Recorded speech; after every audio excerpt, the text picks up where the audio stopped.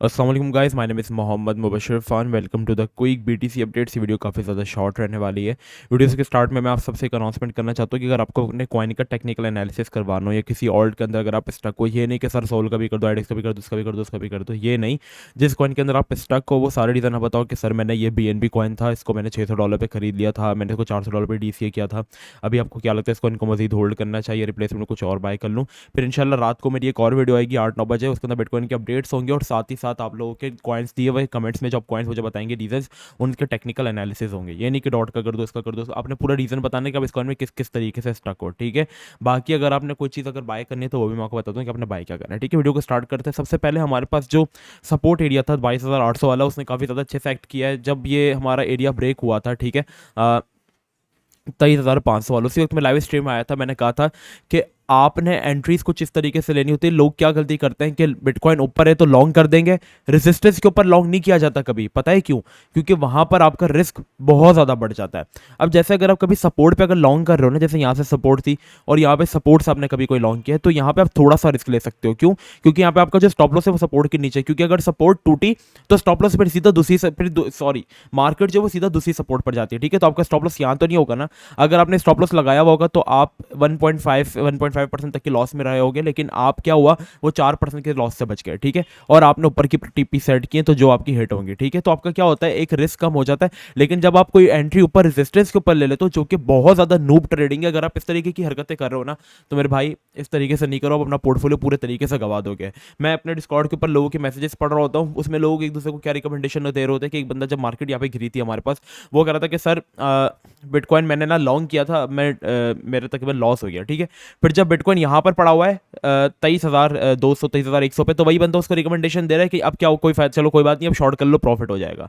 मतलब लॉन्ग में प्रॉफिट नहीं हुआ तो शॉर्ट कर लो, ठीक है। शॉर्ट में प्रॉफिट नहीं हुआ तो लॉन्ग कर लो। यार ये कहाँ की मिथ है? आप पूरा टेक्निकल एनालिसिस तो सीखो। इस तरीके से फ्यूचर्स नहीं होती। चलो फ्यूचर्स लोगों का मानना है कि गैम्बलिंग है, ये नहीं है वो, लेकिन जिस तरीके से आप यहाँ पे रिएक्ट कर रहे हो ना कि लॉन्ग में प्रॉफिट नहीं हो रहा तो शॉर्ट कर दो, इसको कहते हैं सट्टा, ठीक है। और सट्टे को सब जुआ ही कहते हैं। तो आप यहाँ पे गैम्बलिंग ही कर रहे हो, फिर तो वो हराम है 110%, ठीक है। बिना कुछ जाने पूछे आप उसके अंदर तुक्के लगा रहे हो, ये कर रहे हो, अपना मेहनत से कमाया हुआ पैसा आप इस तरीके से ज़ाया कर रहे हो।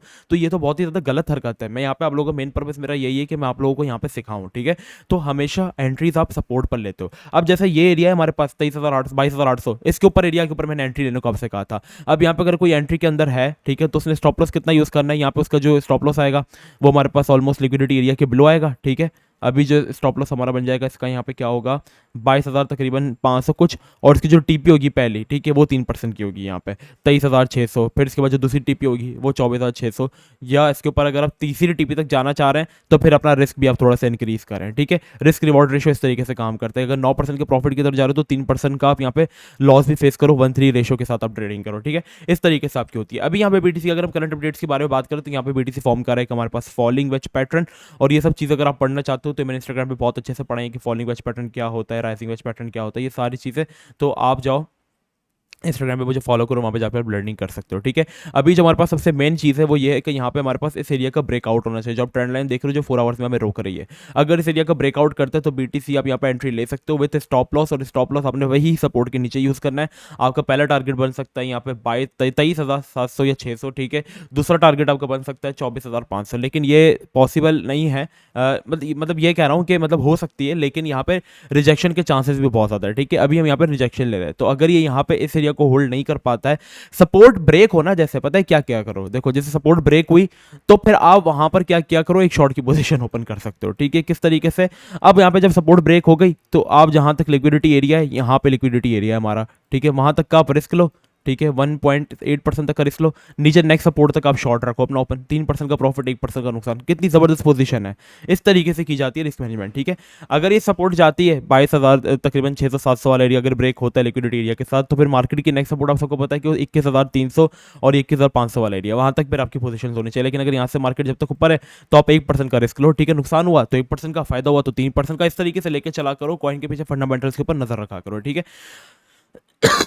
I am sorry. अभी बिटकॉइन की अपडेट्स है कि आपने अगर कोई एंट्री लेनी है 4 आवर्स के चार्ट को देखकर, तो यहाँ पे आप ब्रेकआउट का वेट करो, ब्रेकआउट हो देन आप इंशाल्लाह एंट्रीज ले सकते हो, क्योंकि फॉलोइंग वेज अगर यहाँ पे वैलिडेट होता है तो वो आफ्टर द ब्रेकआउट होता है। बाकी अगर हम बात करें तो अभी जो एक इंपॉर्टेंट बिटकॉइन के लिए एक समस्या आ गई है, ठीक है, हिंदी के अंदर मैं कहता हूँ, एक सिचुएशन बीटीसी के ऊपर आ गई है, और वो ये है कि बीटीसी को यहाँ पे कुछ भी करके बीटीसी भाई साहब को यहाँ पे अपना जो है वो ब्रेकआउट करना है पड़ेगा, ठीक है, वरना अगर बीटीसी वीकली कैंडल्स नीचे ही क्लोज करता रहेगा तो यहाँ पे जो हमारे पास वीकली लेवल पे डेथ क्रॉस हो रहा है ना वो वैलिडेट हो जाएगा, और वो वक्त दूर नहीं कि बीटीसी यहाँ पे हमारे पास जो 19,500 वाली सपोर्ट है जिसके ब्रेक करने के बाद गोल्डन क्रॉस जो डेली टाइम फ्रेम के ऊपर हो रहा है वो इनवैलिडेट हो जाएगा, ठीक है, या तो वीकली इंप्लीमेंट हो गया तो डेली होगा, तो डेली आप देख रहे हो कैसे ऐसा करके इनवैलिडेट हो रहा है, लेकिन होप है कि यहाँ पे हमारे पास 50 एमएस से सपोर्ट मिल जाए, 22,300 से हमारे पास 200 एमएस से सपोर्ट मिल जाए तकरीबन 19,800 पे, तो लेट्स सी क्या होता है। अगर तो यहाँ से रिजेक्शन मिली 19,800 भी टूट गया तो फिर वीकली जो हमारे पास डेथ क्रॉस है वो और भी ज़्यादा स्ट्रॉन्ग हो जाएगा,